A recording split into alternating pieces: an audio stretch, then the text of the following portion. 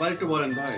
আবার একবার বলুন। আমরা ঈশ্বরদী আটঘরিয়ার সাধারণ জনমানুষের নেতা জাকারিয়া পিন্টুর পক্ষ থেকে স্বতন্ত্র প্রার্থী হিসাবে আমাদের জাকারিয়া পিন্টুর মনোনয়নপত্র আমাদের উপজেলা নির্বাহী কর্মকর্তা ওনার নিকট জমা দিলাম।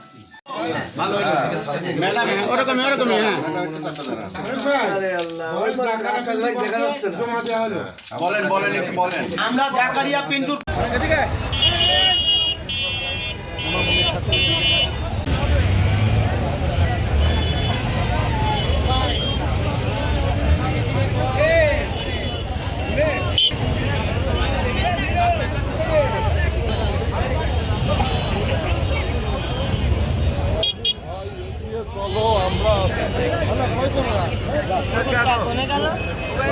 সবাই একটু জোরবাদ পিছনে দাঁড়ান তো ভাই, জোরবাদ